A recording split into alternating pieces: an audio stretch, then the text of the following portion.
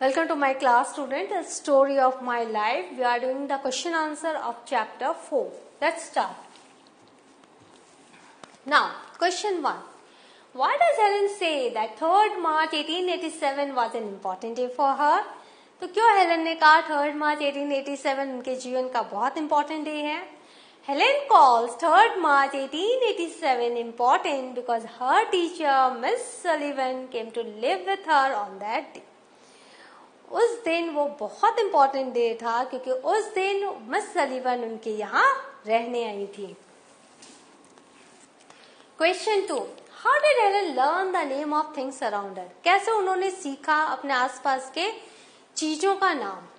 Helen's teacher spelled out the names of the articles around her onto her hand and Helen would imitate her movements. तो वो क्या करती थी, उनकी जो टीचर है वो उनके हाथों पर हर एक चीज का नाम लिखती थी और हेलन उसको इमिटेट करती थी, उनकी नकल उतारती थी. हेलन लर्न सेवरल वर्ड्स, बहुत सारे वर्ड्स उन्होंने इससे से सीख लिया. In the same process even though she did not fully understand them. तो इस तरह से जैसे जैसे टीचर्स लिखती थी वो वैसे वैसे इमिटेट करती थी और बहुत सारे वर्ड्स उन्होंने लिखने सीख लिए, लेकिन वो उनको समझ नहीं पाती थी, उनका मतलब उन्हें नहीं पता था. What made Helen break her new doll? तो उनके न्यू डॉल को ब्रेक करने का क्या रीजन था, क्यों उन्होंने अपना नया डॉल तोड़ा? Helen broke her doll out of frustration as she was unable to understand the difference between the words mug and water. क्या हुआ कि mug and water दो वर्ड्स थे, उनको वो बहुत डिफिकल्टी हो रही थी समझने में, मग क्या है और वाटर क्या है. तो इसी फ्रस्ट्रेशन में उन्होंने क्या किया था, गुड़िया को जमीन पर फेंक दिया था. Even though her teacher tried her best to explain it to her. हालांकि मिस सलीवन ने बहुत ट्राई किया था कि वो उनको वो मतलब अंतर समझा सके मग और वाटर का.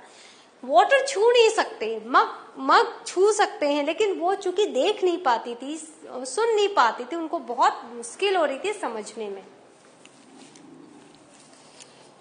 Question 4. What was significant about Helen trying to pick up the broken pieces of her new doll?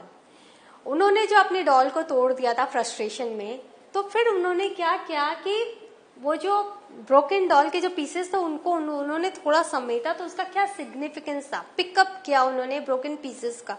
तो क्या सिग्निफिकेंस इसका? While trying to pick up the broken piece of new doll, Helen showed signs of regret and sorrow. Helen ने क्या show किया कि उनको बहुत दुख हो रहा है कि उन्होंने गुड़िया को तोड़ दी, which she had never felt before. इसके पहले उन्होंने ये कभी महसूस नहीं किया था. याद है, उन्होंने अपनी मम्मी को बंद कर दिया था, तब भी उनको कोई रिग्रेट नहीं हुआ था. उन्होंने अपनी टीचर को भी बंद किया था कमरे में, तब भी उनको रिग्रेट नहीं हुआ था. पहली बार जब उन्होंने डॉल को तोड़ा तो उन्होंने ये दो इमोशंस सीखे, regret and sorrow. It signified her transformation. ये क्या सिग्निफाई किया? जो उनके पेरेंट्स चाहते थे कि इनमें कुछ वो क्वालिटीज आए जो इनको इंसान बनाए, क्योंकि बहुत चिड़चिड़ी हो गई थी और बहुत वो रुथलेस हो गई थी और बहुत स्टोनी हार्टेड होती जा रही थी. तो ये जो फीलिंग्स है रिग्रेट की, सॉरो की, ये उनके अंदर जगे. तो ये जगी उस दिन and her ability to recognise her feelings. और उस दिन उन्होंने ये फील किया कि हाँ, रिग्रेट एंड सॉरो भी कोई फीलिंग होती है. The episode was significant as Helen showed the first signs of registering emotion.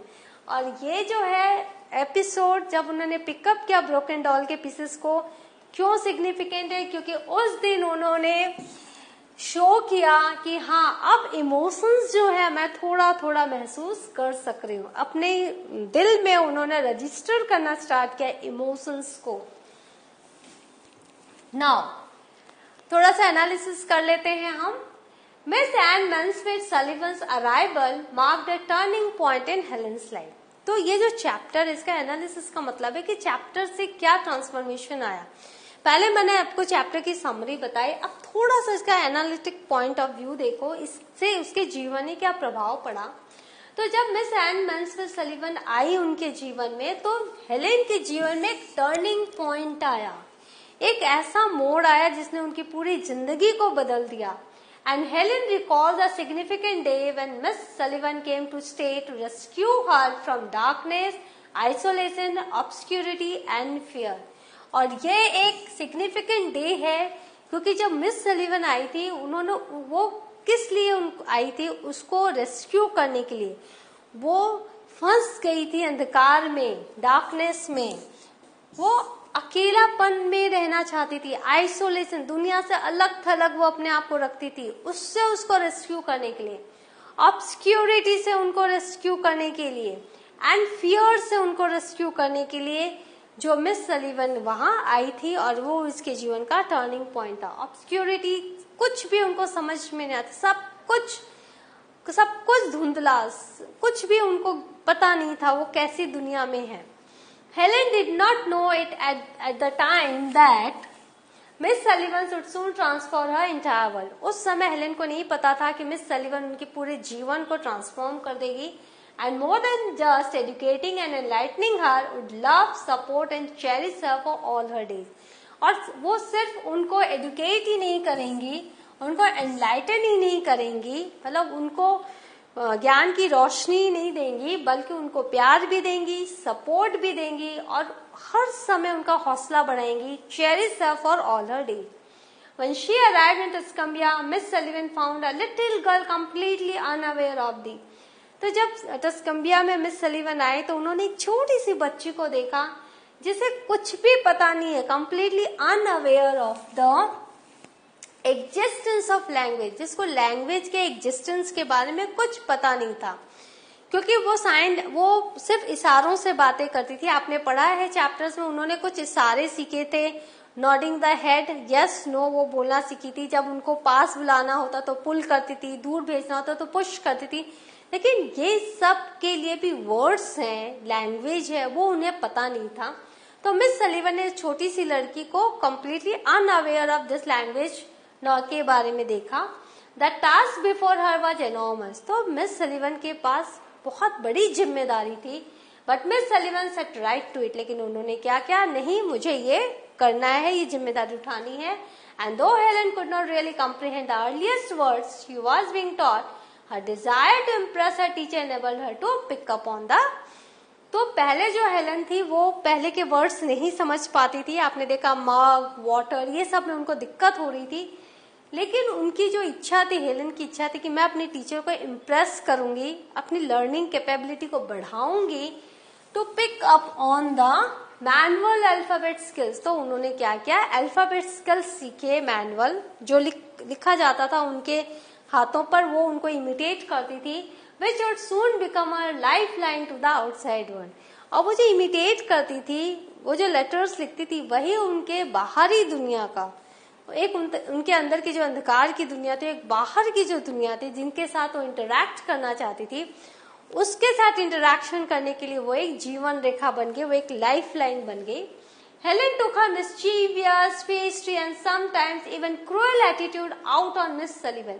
तो हेलेन ने कभी कभी अपनी जो बहुत ही मिस्चीवियस, उनकी जो शरारती, जो उनके अंदर जो शरारत भरी हुई थी, fiercely and sometimes in cruel attitude, उनके अंदर जो एक बहुत ही फ्रस्ट्रेटेड और एंगर और कुछ भी करने वाली जो एक एटीट्यूड जो उनका था, नुकसान पहुंचाने का, वो सब उन्होंने मिस सलीवन ने क्या किया, उन सबको धीरे धीरे उन्होंने उसको दूर किया। And the moment of anger passion led to one of the most, और उनके जो मोमेंट्स थे एंगर के और जो डिप्रेशन के और पैशन के, वो जो बहुत ज्यादा नाराज हो जाती थी, टैंट्रम थ्रो करती थी, वो सारे जो मोमेंट्स थे उन्होंने उनको famous moments of Helen's life बना दिया। And a tremendous breakthrough for the young girl, और उनके जीवन में एक ट्रिमेंडस चेंज आया, एक नई शुरुआत हुई। This pattern of frustration, breakdown, breakthrough will repeat frequently throughout the story of Helen's life. और ये जो पैटर्न है फ्रस्ट्रेशन का, ब्रेकडाउन का, मतलब फ्रस्ट्रेशन से जो उनमें डिप्रेशन आता था, फिर एक नया जीवन शुरू होता था, ये सब उनके जीवन में चलता ही रहा। ऐसे conquers the many obstacles he encounters again and again, क्योंकि वो फिजिकली चैलेंज, वो देख नहीं पाती थी, वो स्पेशल चाइल्ड थी, और इस तरह के ऑब्स्टिकल्स हर समय उनकी लाइफ में आते थे और वो उनको कॉन्कर करती थी और फिर आगे बढ़ती जाती थी। तो उनके पूरे लाइफ का जो अगर पैटर्न है तो frustration, breakdown and breakthrough, यही उनके लाइफ का एक पैटर्न था। For the first time in Helen's life she realised that she had the ability to communicate with others. Miss Sullivan के आने के बाद उनको रियलाइज हुआ कि वो बाहरी दुनिया के साथ कम्युनिकेट कर सकती हैं, टू इन्फ्लुएंस देम, उनको प्रभावित करने के लिए, एंड टू एक्सप्रेस हरसेल्फ, और खुद को एक्सप्रेस करने के लिए। She found herself in touch with new emotions and new expressions.